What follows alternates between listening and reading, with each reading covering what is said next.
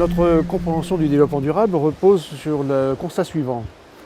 Le monde est complexe et nous avons pris l'habitude de l'aborder de manière segmentée, de façon à ce que les éléments de cette segmentation soient plus compréhensibles que la globalité.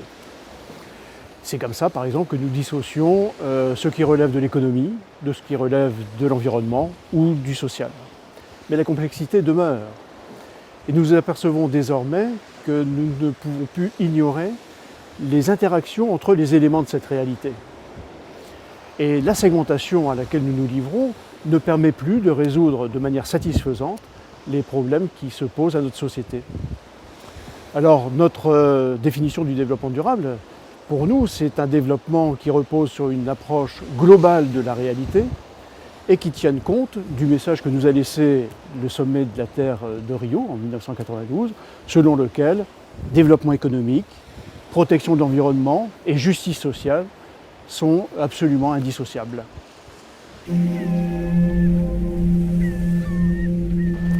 Les décideurs économiques normands doivent s'engager, selon nous, pour la raison suivante. Notre vision du monde nous a conduit à penser que pour mettre en œuvre le développement durable tel que nous l'entendons, il est nécessaire que des changements profonds soient réalisés dans le monde économique. Ces changements ne pourront s'opérer sans la contribution des entreprises elles-mêmes qui ont un rôle clé dans la société.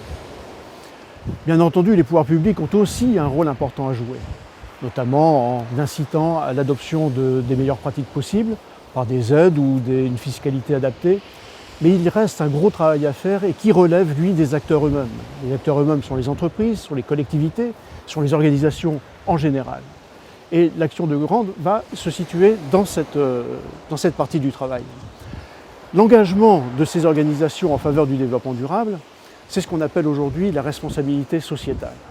Il s'agit d'un engagement volontaire qui est impulsé par une vision du monde selon laquelle les organisations se sentent porteuses d'une partie de l'évolution de la société et assument cette responsabilité justement au travers d'actions adaptées au développement durable précisément.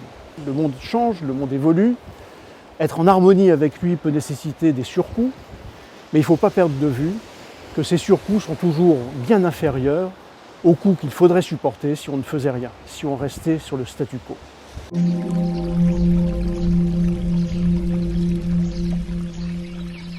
Alors ce que fait Grande dans ce contexte se situe aux côtés des acteurs économiques pour les aider à négocier le nécessaire virage qu'imposent les défis que nous devons relever tous ensemble.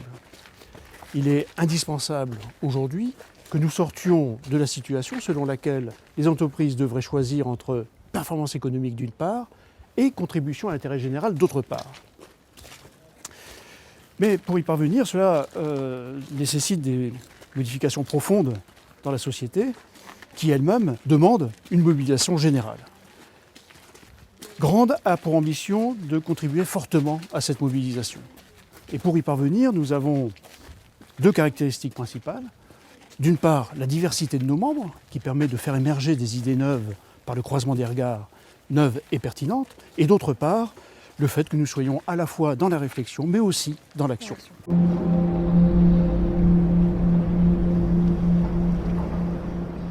Alors pour avancer dans cette voie, Grande travaille selon trois axes. Le premier, c'est la promotion de ces concepts.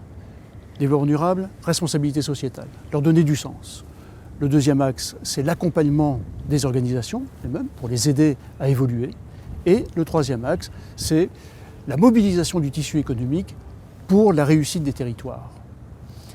Nous continuerons d'évoluer selon ces trois axes, c'est la base même de l'action de Grande. Mais l'expérience acquise, l'écoute des territoires, nos propres réflexions, nous ont conduit à élargir le champ de nos actions, et notamment en faveur de la promotion de nouveaux modèles économiques, tels que l'économie circulaire, dont on attend qu'elle puisse concilier développement économique et préservation des ressources, donc préservation de notre environnement naturel.